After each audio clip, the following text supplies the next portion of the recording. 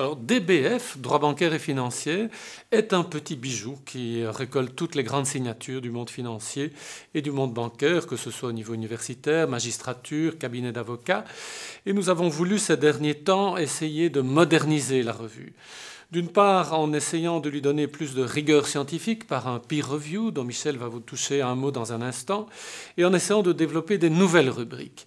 Une nouvelle rubrique qui est apparue est une rubrique concernant le compliance. Compliance Corner est une nouvelle rubrique avec un comité de rédaction tout à fait original et particulier qui regroupe une douzaine de compliance dans le monde bancaire et financier. Compliance, conformité, grande problématique du risque de réputation des entreprises financières. Et nous essayons, dans chacun des numéros, de trouver un sujet qui pose problème. Problème de gouvernance, problème de lutte contre le blanchiment, problème de conflit d'intérêts, problème de rémunération. Voilà un florilège de sujets qui font l'actualité dans notre revue. Deuxième nouveauté qui va prendre son essor dans les prochains numéros est d'essayer de donner une dimension internationale plus aiguë, une dimension européenne à cette revue.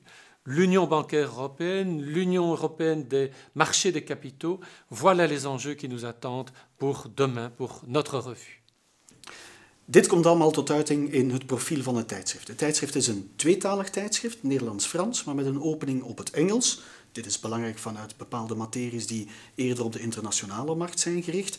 Heel belangrijk in het tijdschrift is ook de bestendige kwaliteitscontrole. Zoals het hoort in een wetenschappelijk tijdschrift de dag van vandaag, hebben wij sinds enkele jaren in het redactiecomité een heel strikte procedure van peer review ingericht. Peer review houdt in dat alle bijdragen die worden aangevoerd door auteurs aan een grondige, wetenschappelijk verantwoorde controle worden onderworpen door het redactiecomité op zogenaamde double-blind basis. Dat wil zeggen, alle bijdragen worden eerst geanonimiseerd vooraleer zij nagelezen worden en geven dan aanleiding eventueel tot opmerkingen voor de auteurs. En zo kan de constante kwaliteitsverbetering van bijdragen in het tijdschrift worden verzekerd. En dit is natuurlijk belangrijk voor de lange termijn overleefbaarheid van een kwaliteitsvol tijdschrift.